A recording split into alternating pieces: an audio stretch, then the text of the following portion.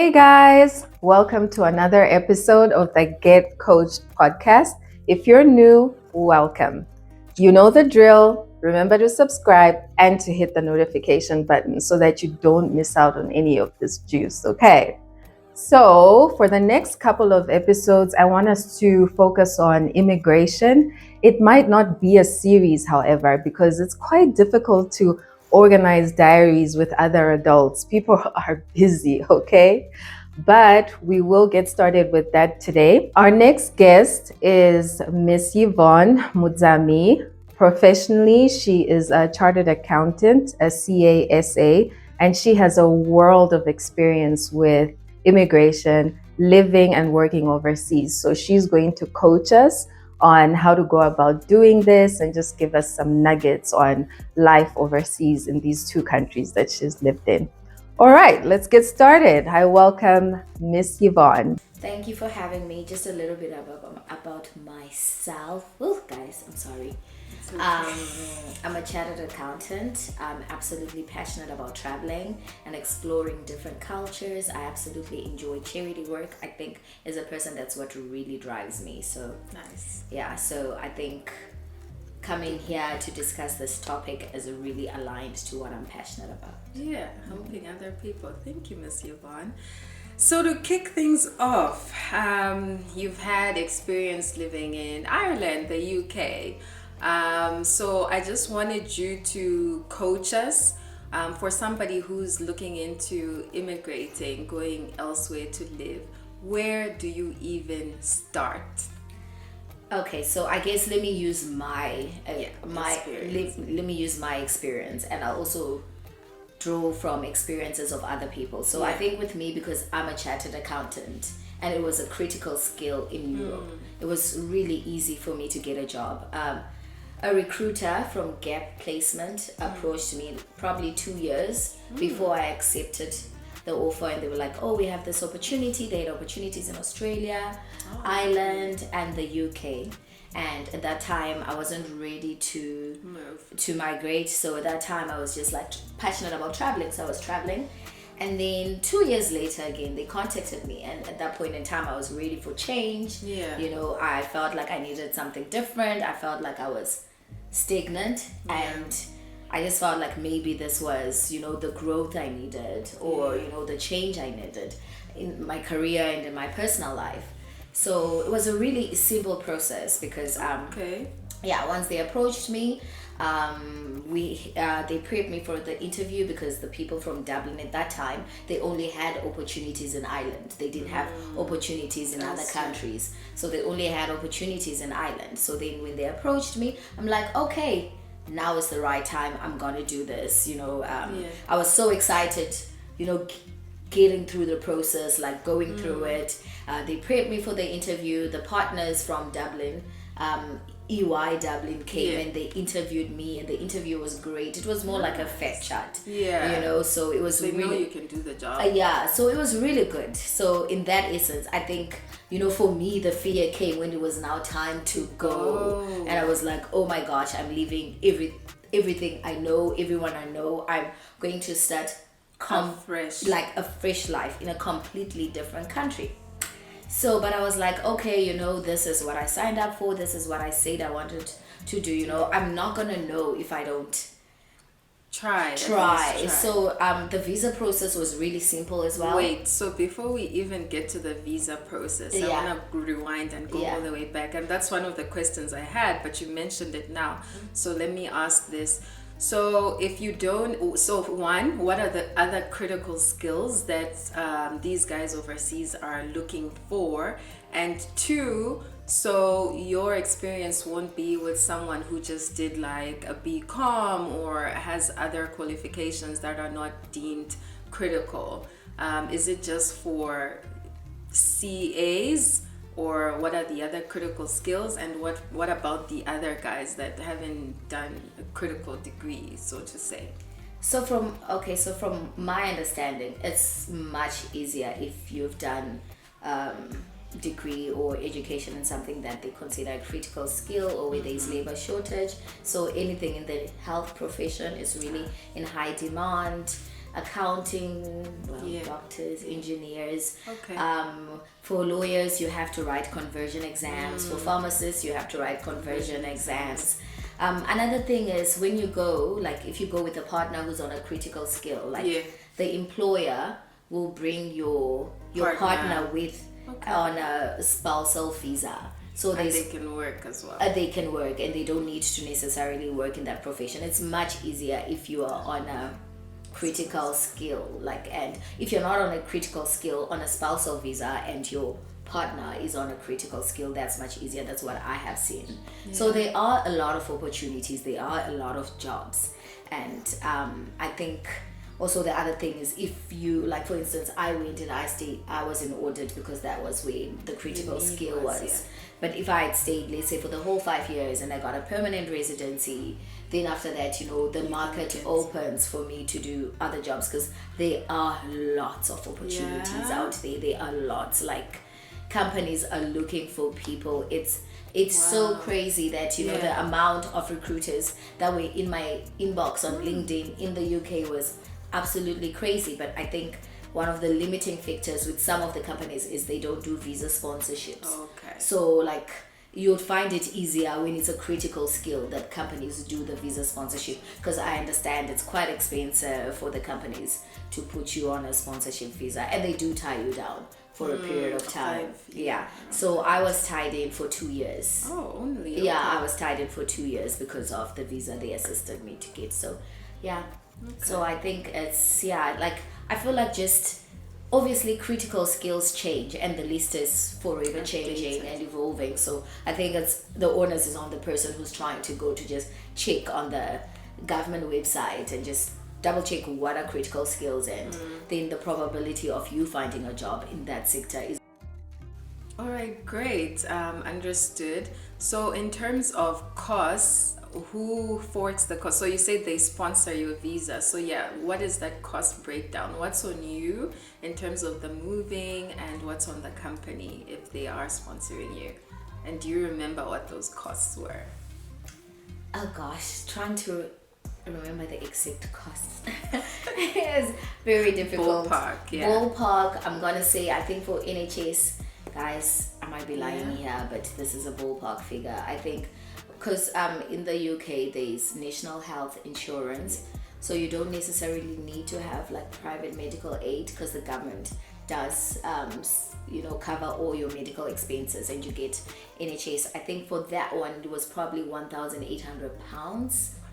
And then there's your flight, and then that's the most expensive one, and then there's your flight, and then there's the visa cost here in South Africa. I don't remember how much that was, but it wasn't too significant.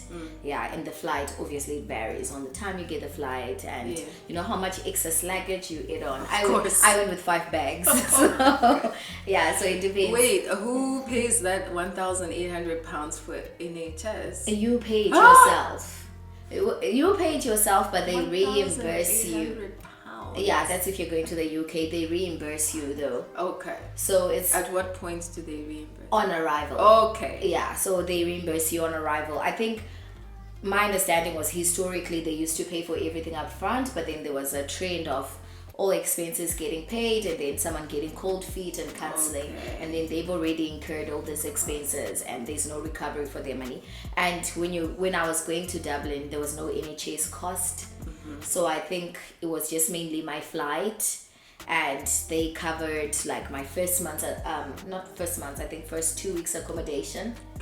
So they do try and help you in that sense, because you're coming from rands, and then now you're paying in euros and in dollars before your first salary. It's before your first salary. It's a lot. You actually need to have like a significant amount of money before you go, because in the first month it's really difficult, because remember, when you get there you're gonna need to pay rent and deposit. The company is not paying that for you. You're paying that for yourself, and the living costs are absolutely astronomical.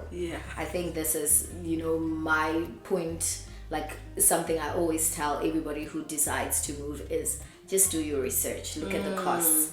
I think when I moved to Dublin, I hadn't really looked at the costs, so it was a culture shock for me. Like the costs were so expensive. Give us examples of those. I know rent is crazy. Rent is absolutely crazy. You realize that if you want to stay by yourself. I ended up sharing. And I hadn't been sharing. I'd been staying in my own apartment. I had a helper. Yeah. So then when I moved there, I realized I can't afford to stay by myself unless that's all I do. I pay Your rent. money is for rent. Yeah. So rent is absolutely crazy, and childcare. Fortunately for me, I didn't have a child, so I didn't have that cost. But for everybody who moved in there with their kids, it was a lot. It was a lot. My one friend moved back after 2 months because they were like, the rent and the childcare is not balancing. So like from that perspective, I think you need, if when you get your offer, do your budget, see how much rent is, see how much childcare is, see how much you have left over, and understand you won't have a helper because it's really expensive having a helper. It's not like back here where you can afford on your salary to get a helper, have your own house and all these other things. It's really, really expensive. So I think that's one thing to look at. So when I was in Dublin, I didn't stay for long in Dublin. Just to give you a bit of a background of my travels. So I moved to Dublin in 2019. That was just before COVID, right? Yes. So I think that also played a major factor in my experience in Dublin, because I think I went to Dublin in December. I moved to Dublin in December, and then in February, if I'm not mistaken, there was a shutdown. Yes.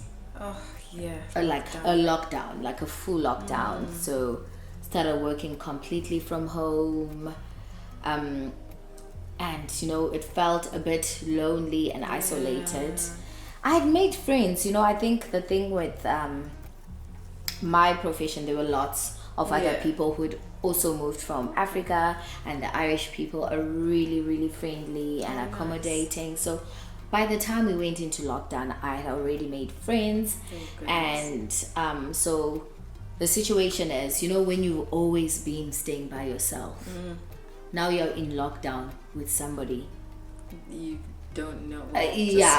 Somebody you've just met. I'm so grateful that the lady I was staying with was super nice, very chilled. We were very different people. Like, she's vegetarian and I love my meat, so at least she wasn't offended with me eating meat, but so things like that. It was really hectic. It was a culture shock for me, and something happened in my personal life that also made me decide, no, it's time to leave Dublin. So that's when I left Dublin. I moved back for 2 months. Then I went to the UK, and I think with the UK I was better prepared because I knew sort of what to expect. But even with that, there were still some elements that were like a culture shock. So for instance, in Dublin, let's say rent, the rental amount that you get is, let's say, fixed. So I used to pay €1,000 for my portion of the rent, which is 18,000 rands. Portion. Which is my portion of the rent. There was a 2-bedroom sharing, 2 bed, 2 bath, and my portion of the rent was €1,000. So then when I went to the UK, the rental prices, give or take, were similar. But in UK, there's something called council tax. That's over and above the rental amount. So it's like rates and levies and taxes here. But in the UK, it's paid by the tenant. So that was also a culture shock, because then, we signed, you look for the lease agreement. You budget your costs and you don't know this. Yes. Or is it included in their adverts? No, it's not. It's not included in the advert. So it's something you see when you now see the agreement. And then you're like, what is this cost? So when I asked, I was like, is this covered by the landlord? And they were like, no, honey, that's your cost, my love. So so things like that. There are elements that are like a culture shock, and then there are some things that are so nice and liberating. Like, it really feels safe in both countries. Like, we would walk home like at all sorts of hours of the day, and would be absolutely fine. I wasn't worried about someone following me or someone grabbing my phone, so it felt really, really safe. And yeah, which was really great. And again, the people were really nice. So for me, UK felt more like a home, because I guess lockdown wasn't there. Yeah. Lifted by this time. Well, the first year I was in the UK, there was still lockdown, but it wasn't as restrictive as it was before. But it felt like a home because I met different people and different cultures. And one thing about traveling is, when you're here, you have your clique, you have your people, you move in the same circles. When you move that side, you know nobody. You're finding different cliques, you're finding different people, you're trying to find a home, not just shelter. You're trying to find a place to stay. So I met some really great people, who I absolutely enjoyed. And I feel like had I not traveled and made the move, I wouldn't have been exposed to such personalities, because we moved in different circles. We liked different things. How did you meet these friends? So outside of work, what would you advise somebody who has moved that side in connecting and making friends? So I will use this other girl called Tego as an example. When she was moving, she did her research. She was on LinkedIn reaching out to strangers. Wow. She was love the proactivity. She was on professional networks reaching out to strangers. She was like on the apps are big, like Bumble. There's Bumble for friendship. Nice. It's not just a dating app. You can literally use it for friendship. So things like that, you really have to be proactive, because you know what, the people you meet make the place home. Yes. If you are by yourself, you are new, you don't know anything, you know no one, it can be overwhelming, especially if you don't move with a partner. Like if you move by yourself. So I think you really need to get into it. So I was lucky that I met her. And she had done the work. So she organized a picnic for everybody to come link and get together. I mean, there were lots of people at that picnic, and you just happen to you network connect. Yeah, exactly. So that's how I made some of the friends that I have now. Till now. Yeah, and some people were just like, oh, I have a cousin in Bristol, reach out to her, and some people I met, and we met for one day and we never spoke again because the vibe just wasn't there. Yeah, so I think that is a really like having a support network. I feel like you underestimate the value of friendship when you're in this country, because everyone's been here for you all along. You guys probably started at school together, family, so you've created that history forever. But when you move to a new country, you just really, really get to appreciate the friends you have. And sometimes when you meet other people, you're like, so my friends back there are trash. What do you mean? Because you meet some people, you're like, what? Yeah, they're so amazing. You're like, you're willing to do this for me. Like, why? You just met me. You know what I mean? Kindness. No, okay. Yeah. But jokes aside, I'm blessed with good friends here and there. So I think for me in UK, I made friends that I feel like were friends for life. I didn't have a similar experience in Dublin. I made friends that I have for life, like Zimplope, Rutendo. I have some friends that I'll say are my friends for life, but I feel like in the UK I made way more people who just made it home. Is it more cosmopolitan in the UK, you would say, than Dublin? No, I think the vibes are very similar. I just think the vibes are very similar. Dublin is a bit more rainy, it rains a lot. So it's more indoors. Yeah, but I think one thing you understand in the UK, the way that it's almost winter all the time. So you literally have to learn to be up and about. In the cold, in the rain. Otherwise, you will be stuck at home. And that cannot be good for your mental health. You need fresh air. Okay, I think I definitely appreciate my friends more now. I feel like I'm such an introvert. Like I would really struggle if I moved overseas. I'm sure I'd make it work. But on that note, like, do you were most of your friends like international, or did you have any local friends? Did you just mix with other expats? I think, you know, it's much easier for me. I found it easier to mix with other expats, but I did have local friends. Okay. So I guess, but most of my local friends I met at work. Yeah. So we makes became sense. friends from work. So yeah, that's how. That's how, you know, it goes, because you know it's like someone coming to South Africa. Yeah. You guys are already a friendship group. You know, people will be nice, but when it comes to the things they want to do, they already have their circle of people. So other experts, they've been through what you're going through. You know, so it's much easier for them to embrace you and to Yeah. bring you in, because They they get know it. the struggles they went through.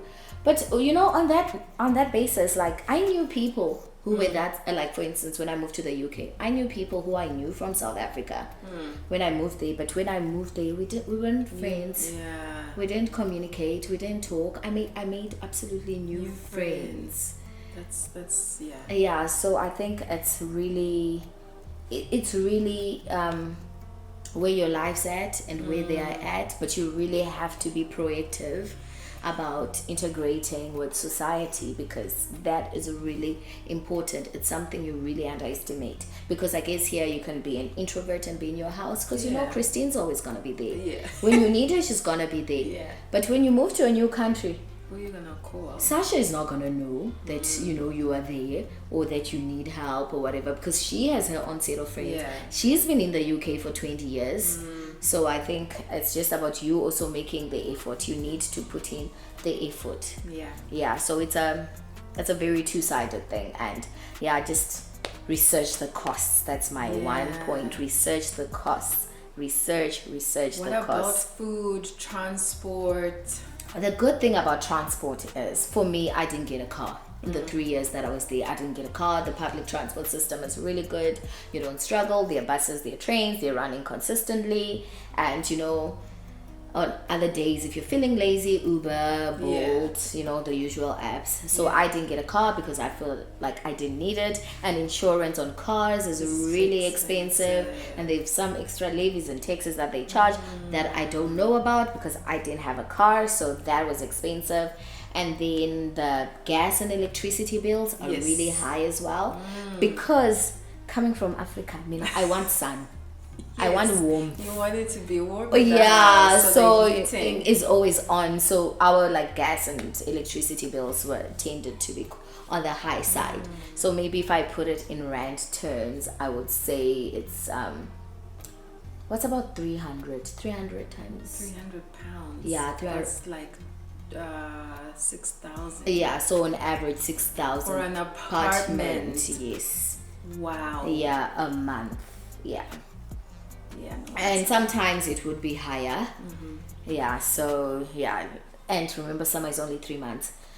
So I would say, you know, it's a good experience. It's a good experience. I think the one regret I have is not doing it earlier. yeah. Yes, that's the one regret I have, not doing it earlier, because I feel like the perfect time for me to do it was 20s. yeah, in my early 20s, just as I'd finished my articles. It would have been the best time to explore and experiment that, is this what I want for my life?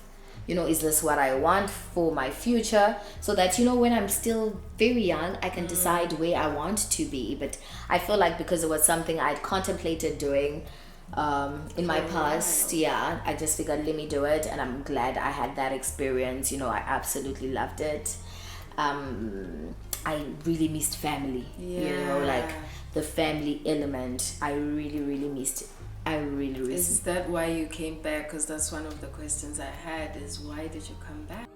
So for me, the reason I came back was I really missed family, and I wanted to be closer to family, and I just wanted to have an option to say, today I want to go home and be able to go home and not think, oh my gosh, there's an 8-hour flight, there's a 9-hour flight.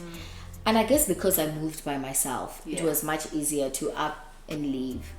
I maybe had I moved with a partner, my circumstances would have been different. I would have felt like, oh, you know, I'm home. I enjoyed this place because I absolutely enjoyed it. I met people I absolutely enjoyed. The company I worked for, the people were extremely nice. Amazing. My boss, one of my bosses, absolutely amazing. Like, and the culture, you know, is really amazing. Like, it's very people orientated, mental health, you know. Oh, good. Yeah, it focuses on you, but you know, there's still a lot of work. Like, anybody who's been in audit knows that audit has a lot of work. So, but they just make it feel like it's okay. We're here for you to hold your hand. You know, when things get tough, we're here. So, and I think the other thing for me, I had 2 surgeries when I was in the UK. I had 2 eye surgeries. I had a growth in both my eyes. So at that time, it also felt like, oh my gosh, I need my family. I need my family. You know, like, I need them around. Like, okay, fine. Like, I had my friends and they were very supportive. Even people from work were very supportive. You know, I had so many calls. Like, is there something we can do? Do you need any help? Do you need any assistance? It's just not the same as it being like your mom. It's not the same. So for me, that was one of the deciding factors to say, you know, it's time for me to go back. I don't see myself staying here for forever because I needed family. So for me, that was it. And I wanted to grow here, you know. So I was like, at what point will it be a good time to move back? So I just figured the earlier the better, so that I can start growing here, setting roots here, and you know, I just hope, you know, I find the happiness I'm sure you will, that South Africa has to offer. I think on that note, a good question that we like to ask on GC is mental health, actually. So how do you deal with just staying grounded, and in difficult times, how do you get out of that to breathe again, especially when you are out there all by yourself? Like, what can you coach us on how Yvonne deals with difficult times? So I think with me in difficult times, I'm a talker. You share. I tend to talk about my problems, and you know, like, I value like my friends' opinion and inputs into the situation, and I'm a crier. I cry. I feel like it's healing. It's, you know, it eases. If the pain is on 120%, the crying will bring it to 100%. You know, it eases some pain for me, you know. And I try and focus on the things that are good, and the things that are working out, because it's very easy to be stuck in the negative. So, and it's something that I'm in a journey. I'm on a personal journey of looking for my happiness. So for me, I'm always trying to focus on the happiness. I'm a happy person, and I'm a very emotional person. I go from happy to angry in 0.5 seconds. So don't we all? So I try and really focus on the happiness. So for me, it's just about finding what brings me joy. And if I really feel like I am sad, I own the sadness. I feel it, but I try not to personalize it and make it permanent, a part of who I am, because I want to be a happy person. I'm on a journey of looking for happiness, and I feel like happiness starts with me. So I try not to let the outside noises really affect my happiness, you know. I'm always going through something. There's always something going on in my life, but I just try and focus, and I'm like, God, you know, like, okay, I'm going through this, but you've brought me this far. You know, so for me, God is really an important factor in my life. And another great place to meet new people is church. All right, great. Thank you for sharing that and getting deep with us. I like that. So maybe 2 more questions before we conclude. One is, do you think you will ever want to try another country at some point? Or are you here to grow roots, you think, now? No, I'm here to grow roots. I think if I am gonna travel, it's just for leisure. For pleasure, not like holidays, nothing like me changing countries. No, unless there's an opportunity that I just feel like I cannot let this go. But for now, I'm happy. Yeah. I feel like this is where I need to be. Yeah. Okay. So I'm happy. And then the final one is, is there anything else that you would like to advise our viewers on, just moving overseas, anything you feel you left out and could really help someone who's considering moving? I think moving overseas is really simple, especially if you have an agent that's helping you with the visa process. Yeah, talk about the agents. Where does one even... Okay, so for me, Get Placements is they came into my LinkedIn. LinkedIn is a really good place. Just say you're open, you're looking for employment, and worldwide. Just say worldwide. There are Robert Walters. There are lots of placement agencies that do this placement, and you can always reach out to me. Yes, really, we'll put Yvonne's details. If you're in the accounting field, unfortunately, that's the only field I can help with. Yeah. And then the other thing is moving out of South Africa is easy. Moving back is hard. Why? Why do you say that? It's hard. You know what? And I think because, when you're on that side, a lot of the things you hear about South Africa, you hear from the news, from Twitter, and it's all horrible things. When I told everybody that I'm moving back, people are like, why? You're gonna get mugged, you're gonna get robbed, you're gonna get raped. Oh my gosh, why are you going to that country? You know what I mean? There's no electricity. There's no electricity, there's no water. But to be fair, on arrival, there was no electricity.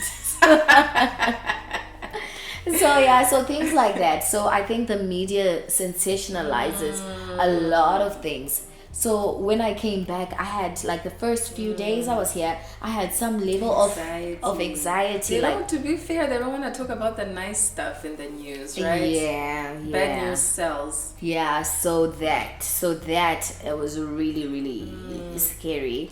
And also just you need a whole lot more, because in the UK, I was living in a fully finished apartment. Oh.